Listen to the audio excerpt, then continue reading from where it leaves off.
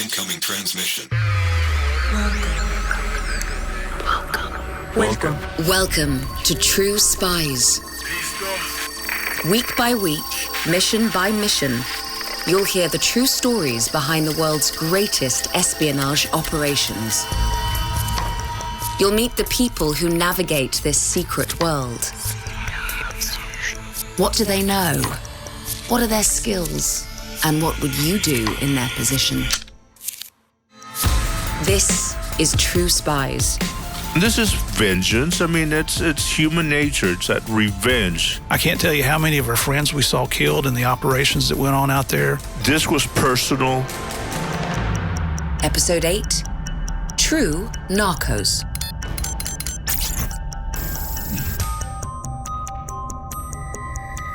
My name is Javier Peña, and I work for the Drug Enforcement Administration for 30 years. Hi, my name is Steve Murphy. I'm a retired DEA special agent. I worked for DEA from 1987 and retired in 2013. Prior to that, I was a police officer for about 12 years. Keen True Spies listeners will have immediately noticed a couple of things that are different about this week's guides. Number one, yes, there's two of them, partners. And number two, they're not spies, strictly speaking. But these two agents used classic spy skills in tracking down their legendary prey. My partner and I, Steve, worked on the search of infamous narco trafficker Pablo Escobar. You know, we use the terminology, you want to cut the head off the snake. Well, in this particular case, not only did we cut the head off, we chopped up the snake. Here's the debrief. It's the late 1980s, and Colombia, a beautiful country bridging Central and South America, is in the grip of narco-terrorism. At the height of its operations, the Medellin cartel, run by Pablo Escobar, is smuggling tons of cocaine into countries all over the world, bringing in $60 million a day in profits. In retaliation for the Colombian government's attempt to extradite the drug traffickers to the United States, the cartel has declared war on the government and the police. The picturesque city of Medellin has become a battle zone. There are, on average, 20 homicides a day. There are so many people shot that the city runs out of ambulances. Taxis and private vehicles often come to a screeching halt outside the public hospital's emergency entrance. As the resolve to bring Escobar to justice stiffens, the cartel mounts a campaign of car bombing, and hundreds of innocent people are murdered. This is the scene young, ambitious DEA agent Javier Peña walks into in 1988, having drawn the short straw. I didn't want to go to Colombia. I wanted to go to Mexico. I had to go look on the map where Colombia was. So I'm there about a month where they say, hey, Peña, you're going to be working the Pablo Escobar case. I said, who? Pablo Escobar. And so I knew the name, but didn't really know much about him. But then after a while, I knew who Pablo Escobar was. Escobar is responsible at this time for 80% of the world's cocaine supply. And the world's biggest consumer of cocaine? You guessed it, the United States of America. Colombian cops want him for the violence he's brought to the streets of Medellin. The DEA want him for the violence he's exported to Miami, where the US government is fighting its own war with the cartel.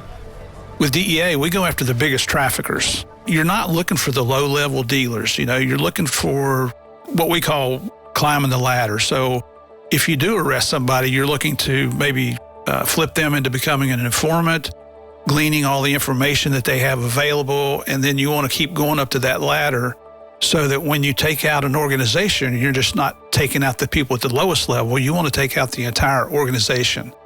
Chop the head off the snake. Still, there are perks to hunting notorious drug dealers, as Javier quickly found out. It was 25% for danger pay and 25% for hazardous pay. So it was basically 50% above your salary. So the danger pay is because of the car bombs, the assassinations that Pablo Escobar had paid. And the bounty on their heads, of course, as Agent Steve Murphy realized when he arrived. There was a price tag on all DEA agents' heads placed there by Pablo Escobar. It was $300,000 back in, I got there in 1991, so I don't know what that equates to in today's money. For two agents, about $1 million, give or take. Whereas hazardous pay, you're working in a different environment. It's not safe environment. It was a no kid post. This was made abundantly clear the first time Javier visited Medellin, where a team of Colombian police officers dedicated solely to catching Escobar were based 24/7. He was met at the airport by a convoy of 3 armored vehicles. So I said, hey, Javier, hey, come on in. So I get in the back seat and, I'm beginning to know these guys. And one of the guys says, Javier, you got a gun? I said, yeah. He said, pull it out, sort of like yelled at me. This is the way we drive around Medellin. Where you put your gun on your chest. He says, look at all those motorcycles. A lot of them are Pablo Escobar sicarios. And once they find out who you are, they're going to try to kill you. I've never had done that, drive around with your gun on, on your chest. I mean, it was just an eerie feeling. Sicarios, hired killers, thugs, but also often young men living in the city's shanty towns who were promised an escape from abject poverty in return for a life expectancy of just 22 years, riding around to a motorbike looking for cops to slaughter. Colombia was an interesting overseas posting for a husband and wife to pick. Life in Miami had been very, very exciting, being a DEA agent. And, quite honestly, I was looking for more excitement. Boy, I didn't realize what I was getting to in Colombia, though. It was somewhat of an eye-opener. But my wife being there, she's a tough girl. She's much tougher than I've ever been in my life. It was actually her idea to what's the next most exciting thing we can do after Miami? Go to the source, I suppose. If you're going to take out an organization, you need to go to the origins, where the cocaine is coming from. But taking out the organization looked remarkably like a fait accompli when Steve arrived in Colombia 3 years after Javier. I arrived in Bogota in June 1991, and 3 days later is when Pablo Escobar surrendered to his custom-built prison. Pablo Escobar, DEA case number TKO 558-ZE880008, is, in June 1991, on the run and in hiding. And the first major manhunt mounted by the Colombian National Police to capture him is about to end in victory for Escobar. Drug dealer 1, police 0. His campaign of terror and bribery has backed Colombia's president into an impossible corner. Having either bribed or executed the government officials trying to extradite him and his henchmen, the Colombian Congress has voted to ban extradition entirely, and Escobar has volunteered to come in from the cold and surrender. But he negotiates his own deal. And the deal is, he gets to live in a prison of his choosing. And what a prison. The ranch-like complex, nicknamed the Cathedral, includes a pool, jacuzzi, and football field. He has a 5-star cell with his own private bathroom, and the whole place is fitted with serious security, designed not only to keep Escobar from escaping, but also to keep him safe from his enemies. He even turns up with his own security detail for protection. It was, as you might say, a joke. And the feeling in the law enforcement community is that the president has caved in to terrorism. There was nothing punitive about his prison whatsoever. And then you learn about all the details and what a joke that plea agreement was. And then, very quickly you understand why these guys were upset that Pablo Escobar had surrendered. They'd seen hundreds of their fellow police officers, Colombian National Police officers that were killed there, innocent citizens being killed by Pablo and his henchmen. It's Steve and Javier's job to find out what Pablo is up to inside his luxury jail. That was our sole responsibility. And it's hardly life on the chain gang. That first year while Pablo was in prison, he rebuilt his power base. He rebuilt his finances from the drug trafficking business. He got his organization back in order. So the car bombings stopped for a while for that year, but Pablo's violence did not stop. He still imposed his violent will on anybody that he felt crossed him. Everything changes, nothing changes. Cocaine was still flowing out of the country. Pablo Escobar had taken on the Colombian government and won.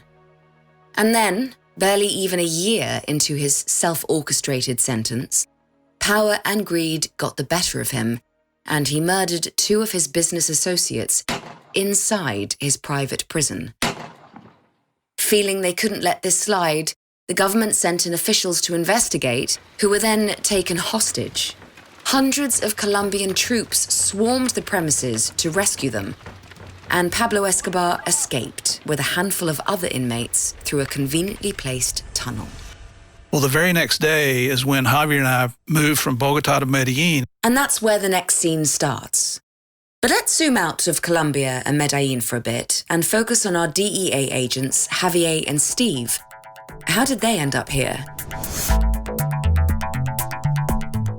I was a deputy sheriff in Laredo, Texas. I was there for about 7 years.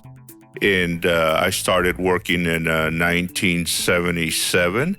And I was, towards the end, I was getting my college degree. I was working the night shift, and I just saw a posting that says that DEA was hiring. Unlike some of our CIA or FBI spies, Steve and Javier are not middle-class Americans. They don't come from a background of generations of prestigious military service. It's not preordained that they will serve their country. They're just normal Americans. Javier's father is a cowboy. Steve's family are strict Baptists. Both start out as small-town cops searching for excitement beyond their state borders. The thing that was attractive with the DEA was the pay. I was making about $10,000 a year, and I had just got my degree, so I was looking to better myself. And DEA was paying $17,000 a year, which is quite a huge bonus. And someone told me, if you join DEA, you're going to see the world, and that's what I wanted to do. While I was a railroad cop, one of the other detectives had been a former Virginia state trooper that had worked with DEA on a task force. And I just thought that was real exciting, and this is what really sealed it for me. When I went to DEA, the most powder cocaine I had ever seen at one time was 2 ounces. The first undercover case I worked on in DEA, we went to the Turks and Caicos Islands from Miami and picked up 400 kilograms. So I went from 2 ounces to 880 pounds of cocaine. You know, to be quite honest with you, I'd never even heard of the Turks and Caicos Islands at that time. I didn't know where they were. I had an addiction, but it was the opposite of being addicted to cocaine. It was addicted to being a DEA agent. Steve's first posting as a DEA agent was tropical Miami, the entry point for the majority of cocaine coming into the country from Colombia. This sounds silly, but I'd been watching the show Miami Vice, and you tend to think some of the things that you see on TV might be true. Steve had dreams of being the new Sonny Crockett, driving around Miami in a Ferrari Daytona Spider, catching the bad guys. Nothing was further from the truth, but it was extremely exciting. DEA agents work the streets. They're used to getting their hands dirty, used to having guns to their heads. It comes with the territory. It's not just a job, it's actually a lifestyle. It impacts every area of your life if you're out making successful cases, and that means you're placing yourself in danger, whether you're working undercover, doing surveillance, whatever it might be, but also making sacrifices are your family, because it's very, very time intensive. It's absolutely not a 40-hour-a-week, 9-to-5 type job. You have to be available when the drug traffickers are out there. Typically, drug dealers, they like to party at nighttime, so there's lots of times when you might be out all night. Better work on that coffee habit then. Your job as a DEA agent is to develop informants who will help you climb that ladder to the top of the trafficking organization. Informants who are, let's remember, first and foremost, criminals. Some of the informants will try to lie to you. They'll try to use you. And, you have to determine what their motive is for doing that. Are they really drug traffickers? Do they really have the information? Are they trying to take out the competition? Are they just trying to lie to us to throw us off somebody else's trail? There's a lot of different motives why someone would want to be an informant. But once you find someone like that and they can make introductions for you, then we're actors. You play the part. Your informants made the introduction. It's now up to you to convince the next guy on the rung that you mean business. What we put out on the street through our informant is that we had access to planes and boats, and we were willing to transport anything, anytime, anywhere for a fee. Well, once the word gets out through the criminal community, you start getting phone calls. Hey, I've got 400 kilos of cocaine I need to transport from the Guajira Peninsula of Colombia to South Florida. Or, do you have a plane? Do you have a boat available? I've got a load in Haiti that I need to bring into the Florida Keys. And sometimes that means playing it as close to straight as possible. Well, I was actually Steve Mitchell. That's my undercover name. I'm a white guy. I have an English-Irish background. I'm very light-skinned. I have light-colored eyes. I didn't have the dark, ruddy skin like somebody from South Florida would have. Another key, I always use my first name because that way if somebody calls you by your first name, you're going to turn. Whether you're undercover or not, it's something you have to be aware of. It's important to be aware of your vulnerabilities. And it's equally important to know your edge. The street awareness in any law enforcement job is critical. It's something that they try to train you. However, when you go out on the streets, a lot of it comes out at that level. Street smart, you can't teach it. They try to, but it's something that's innate in all of us. It's that common sense factor. Back when Javier was a cop in Laredo, Texas, he used to hop across the Rio Grande to hang out in the seedy bars and strip joints the Mexican side had to offer. It was a habit he continued when he became a DEA agent in the state capital, Austin. He had a sense that's where he'd pick up the best intel. Some of my best cases were made, hanging out at bars, which I shouldn't have been doing in the official capacity.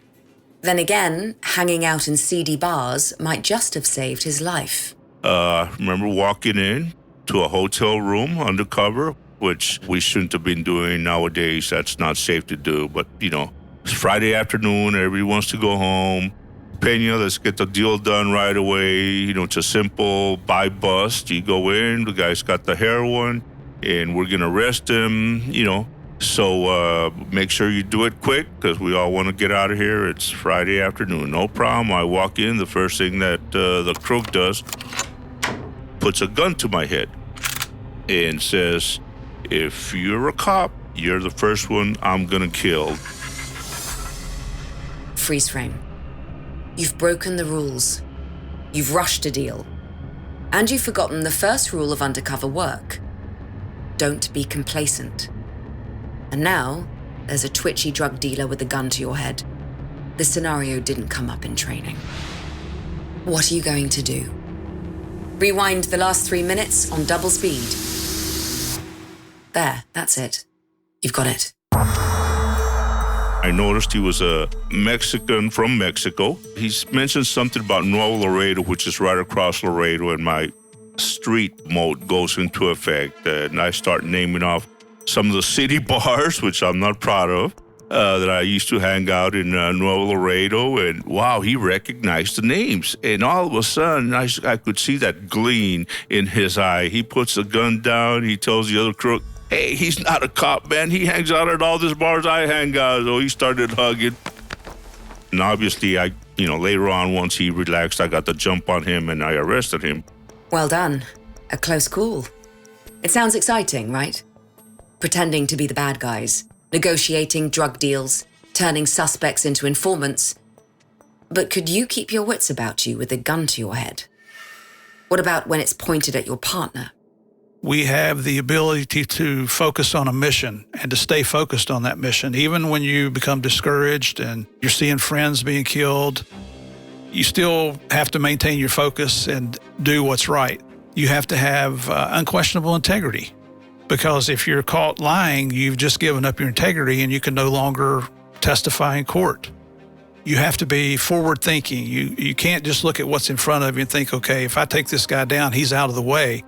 Well, you have to think, all right, how's that going to impact? What's to be gained by arresting this person if we arrest him now or if we leave him out for a little while longer? Does he pose a danger to the community? So you have to use a lot of common sense, but at the same time, you have to be strongly aware of what your responsibilities are, not only to your agency and brother and sister agents, but also to the public, because as a DEA agent, you're nothing more than a public servant. And in Colombia, not only are you public servants, but you're there as guests of the Colombian National Police, and they hold the keys to your success. Where were we? Ah, yes, cut to July 22nd, 1992. Steve and Javier are now partners, and Pablo Escobar has just escaped from his luxury prison. Well, the very next day is when Javier and I moved from Bogota to Medellin. To the Holguin police headquarters, to be exact. The compound in Medellin where the Search Block, a group of Colombian police who exist solely to get Pablo, is based. And the truth is, it was well known that the Colombian National Police were not there to seize money. They were not there to seize drugs. They were there to find, capture, and kill, if necessary, Pablo Escobar. That was our mission. Our boss, Colonel Hugo Martinez, who's a real hero in Colombia, Pablo Escobar hated Colonel Martinez. I would see the letters that Escobar would write to Martinez. I mean, it got to the point where the colonel had to hide his family. It was just a very, very bloody personal war between Pablo Escobar and the Search Block. It was very risky to be at the Search Block. Escobar, yes, he knew who Steve and I were. He mentioned our names in some intercepts. And we were the only two DEA guys at the Search Block. So everybody knew who Steve and I were, the neighborhood people, all the cops. The first rule of a manhunt is to know your target inside out. Get inside their head. When you're going after someone, you have to learn everything about that person, his family, their friends, associates, anything that's going to help you broaden that investigation. Javier won't tell you this, but he has a mind like an encyclopedia. I've never met anybody like him that has the recall at a moment's notice of organizations, the membership, who's responsible for what, what's the relationship, who the family members are, the locations they're associated with. And the second? Make friends and influence people. You're the only gringos around. So if you're going to get anywhere, you need the Colombian cops on your side. They meet him. In matter of fact, he hasn't said it, but his nickname was Stick because they couldn't pronounce Steve in Medellin. So he was known as Stick, but he got along with people. And part of our job in Medellin was getting along with our cops. You know, them trusting us, we trusted them. And then all of a sudden, we were a team, and we considered the Colombian National Police our true partners. And matter of fact, they were the ones who had the information. They were the ones that were getting their guys killed by Pablo Escobar. They were the ones that were working day and night on weekends to go after Pablo Escobar. So you develop that trust. Within the Search Block, there was trust. But outside, where they had prices on their head, anything was possible. My wife and I were on our way home from the embassy one night, and I had a suit on, she had her dress and heels on, and we took some back streets to get home. In Bogota, it was just terrible all the time. And as we're on the back side of this military base, this small car starts to run a red light and pull out in front of us. You beep your horn. You're American and you're a former cop. You expect a certain traffic etiquette, even in Bogota. But a couple of miles down the road and you spot the same small car, and it's blocked you in. And these three guys get out. This is when Javier and I were living in Medellin. I'd come home for a couple of days. We knew that Pablo had sicarios out looking for us. You know, we felt like we were wanted men by him. And here comes three guys, and they come over to the driver's door, and they're trying to get me to open the door and get out. You're driving a vehicle more akin to a tank than a car, and you're an experienced agent who's had more than a few guns pointed in his direction. But still... Well, they can't get to me because of all the steel plating and the bulletproof glass. But when they would raise their arms, giving me gestures and so forth, you could see their pistols in their waist belt, inside their waistband there. You're trapped. It's nighttime in what is then one of the most dangerous places on the earth. And you're wanted by no less than Pablo Escobar. What's running through your head? You're thinking when you get out of the car, you need to remember to lock the door and slam it behind you, because if you lose, now they can't get access to your wife. She did not have a weapon with her. But you're also looking at angles and you're assessing these guys by their mannerisms, who's going to react the quickest, which one are you going to go after first. It sounds like something you see on a TV show, but these thoughts actually do go through your mind because you want to survive. What are you going to do? Confront them? Drive through them? So I got on the radio and tried to call the embassy. They never answered. One of the agents at home, this guy's wife heard us on the walkie-talkie, because each of our apartments, we had radios in there that we could talk to each other. She came up on the radio. She's like, "Hey, is everything okay? And you want me to call your boss?" And I said, "Sure, call him." And he said, "Well, listen, you want me to bring Margarita with me?" That was their code word for a mini Uzi machine gun. And I said, "Yeah, these guys are armed, so bring her." So when my boss got there, I had him move into a position where he flanked them. They had no idea who he was. And the goal was that we were just going to get out and confront them. And if they pulled their weapons, we'd have them in a crossfire. And unfortunately, somebody was going to get killed. That's not what we wanted to happen at all. Finally, the Colombian police arrived and settled the dispute. It turned out it was a simple matter of road rage. The three young men, members of the Colombian army, enraged because a gringo had blown his horn at them.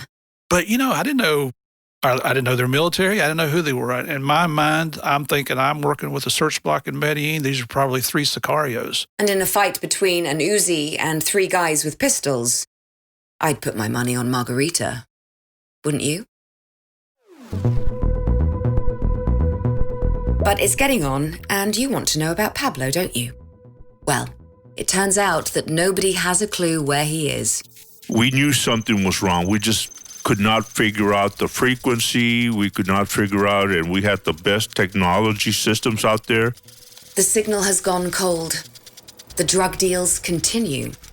The killing hardly abates. They know he's on the run. He knows it's only a matter of time before they track him down. So he tries through his son, Juan Pablo, to negotiate another surrender. This time through Colombia's Attorney General. And I became friends with the assistant working in Medellin, Colombia. He was dealing with Juan Pablo. So one day, he's out with Juan Pablo, and he notices a radio. And he notices that the kid is talking to his father. So he goes up, and he memorizes that frequency. Wow. All of a sudden, I get that frequency, and we pass it to, all the intel agencies, CIA. We pass it to them, and then all of a sudden, El coste total será de 15 millones. We're intercepting Pablo Escobar. Habrá un envío el lunes por la noche. We knew Pablo Escobar's voice. We didn't have to give any analysis. After 6 months of silence, they're listening in to the notorious murderer. Lo quiero eliminado. A man who has killed their friends and colleagues. A man who has terrorized Colombia for over a decade. A man in hiding who is grooming his son to take over the family business. And it was always about 5 o'clock in the afternoon that Pablo and his son would talk every day. The narcs are now eavesdropping, but it comes at a heavy cost. The assistant attorney who received it, who copied it, later on was killed in Medellin because he's the one who gave us that frequency. And that's why it's personal. The hunt for him intensifies. All available resources are going into catching him. They've got wire rooms in both the search block in the Medellin and the embassy in Bogota. And the intercepts are generating leads that Javier and Steve are following up. 50 phone lines used by the biggest traffickers in the country are being tapped to facilitate raids, to seize funds, to turn allies into informants. And there was a recessed bookcase built into the wall. You'd reach up inside the inside lip of the bookcase, and there was a hidden switch, which when you turned it, would release the mechanisms holding the bookcase in place, and it would swing out into the room like a door. And then you'd step through the wall there, and that's where these wire rooms were located.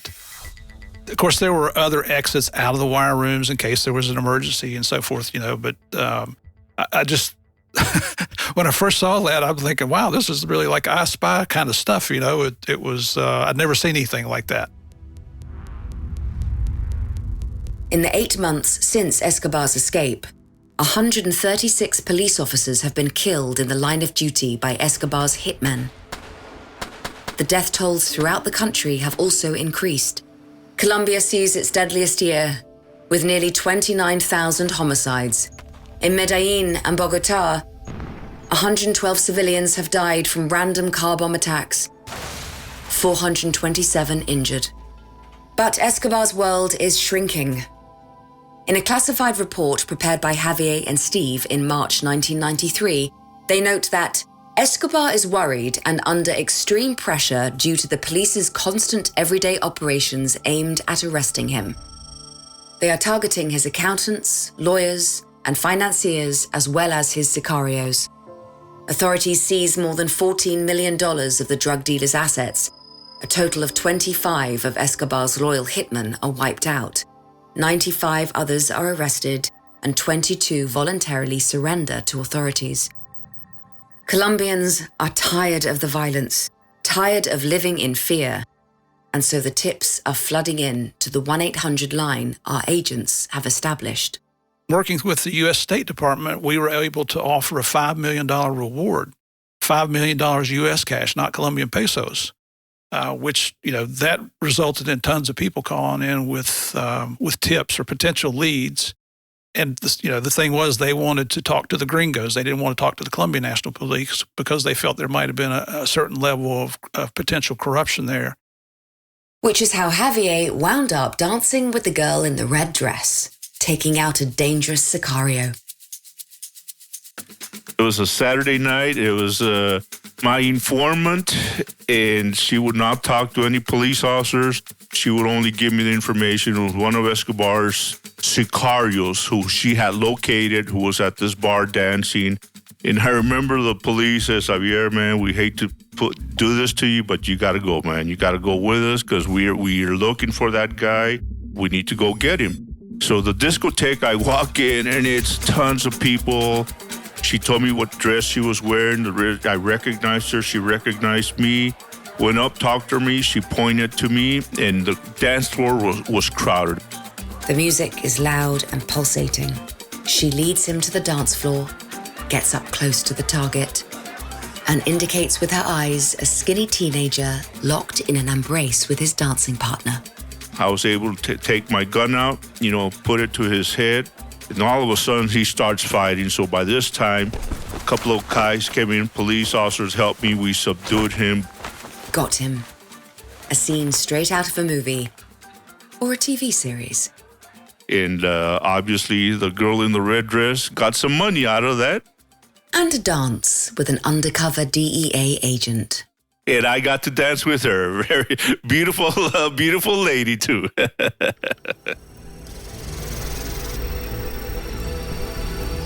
Towards late November, early December, Javier and I felt, you know what, we're really getting close. I mean, there's a lot of good information coming in. We had been through a period of, we weren't getting many leads. We were becoming discouraged. Javier and I would talk about it. It's like, you know what?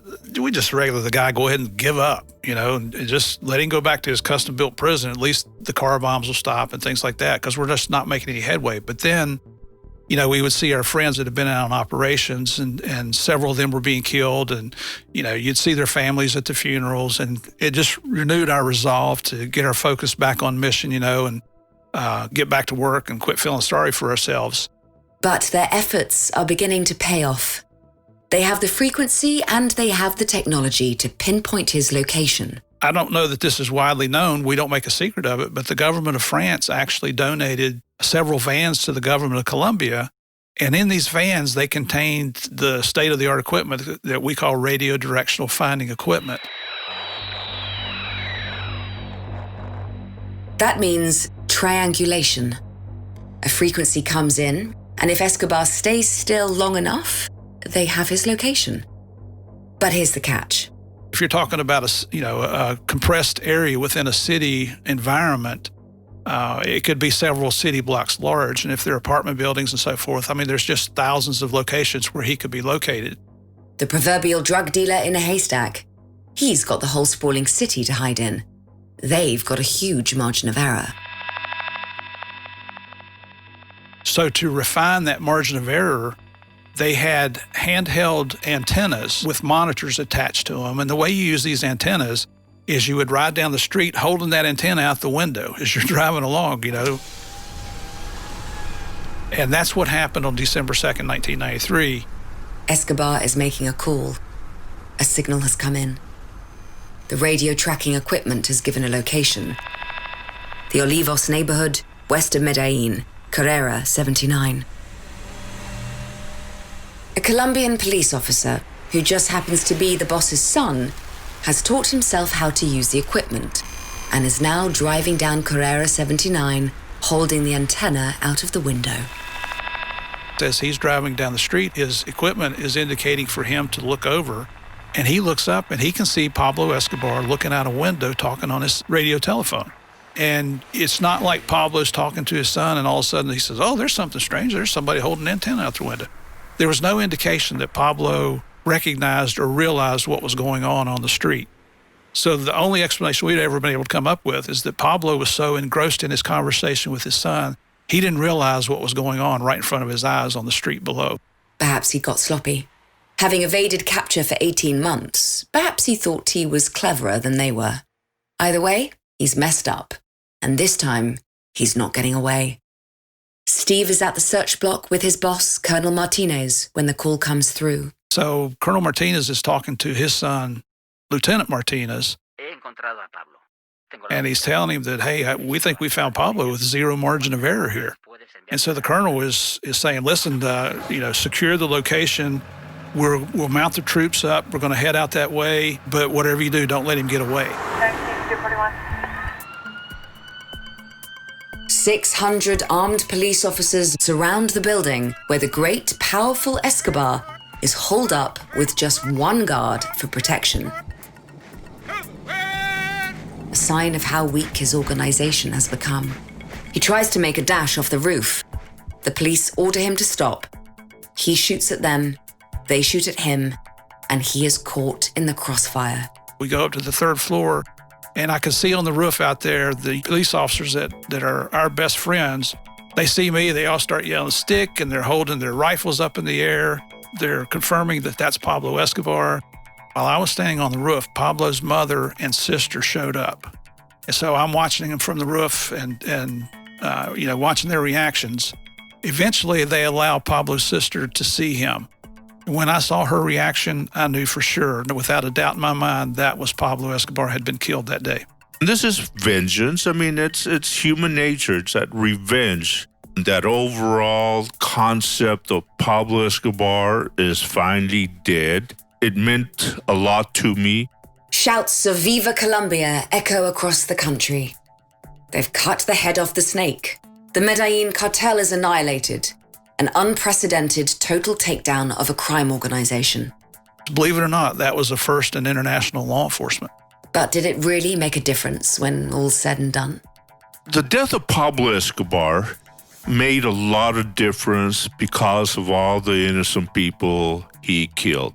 Did drug trafficking stop? Of course not. It probably stopped for about 2 weeks, then it was all drug trafficking again was taken off, and now the Cali cartel had taken over. But the killing of Pablo Escobar, it's symbolic, it's legendary, again, I just stress, I go after why all the innocent people that he killed. Why did you put a bomb on a commercial airline?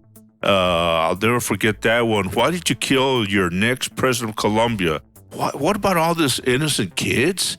You know, the family members? That to me just stays with me. And you know what cemented all of this was one of his sicarios, Popeye. Got out of prison about 5 years ago. And publicly, he has stated the number was closer to 50,000 people killed under the orders of Pablo Escobar. Steve Murphy and Javier Peña received the Distinguished Service Cross from the Colombian National Police for their role in capturing Pablo Escobar. Although they received nothing from the DEA, Javier stayed in Colombia a few more years before accepting a promotion in Puerto Rico, and Steve and his wife Connie left in 1994 to a new posting in North Carolina, taking home with them 2 adopted baby girls, Monica from Bogota and Mandy from Medellin. The unique thing about Mandy's adoption is the agency where we picked her up at sat in a valley, and up on the hillside was a building known as the Monaco Building, and that's the building where Pablo Escobar's family lived. Javier didn't take any children back home with him, but he did take some amazing memories. After all, how many agents can say they spent the night in Pablo Escobar's bed and lived to tell the tale? We're in Pablo Escobar's apartment, luxury apartment there at the prison. And the colonel who's running the search says, Javier, we bet you that you will not sleep on Pablo Escobar's bed tonight. Oh, it's a bed. So it was a personal bed. They were egging me on. Everybody was having fun with it. You know, I said, Colonel, I will sleep in his bed. And I remember I changed the sheets, of course, but it was a gigantic bed that had been custom built for him. And what always stayed in my mind, I could not sleep, thinking, you know what, I'm in a bed of this guy who killed a lot of my friends. And then looking at the ceiling, and that's one of my visions I will never forget. It's a ceramic painting of the Virgin Mary. So Pablo Escobar, every night went to sleep, would look at the Virgin Mary. Wow. Join us next week for another operation with True Spies. We all have valuable spy skills, and our experts are here to help you discover yours. Get an authentic assessment of your spy skills created by a former head of training at British Intelligence for free now at SPYSCAPE.com.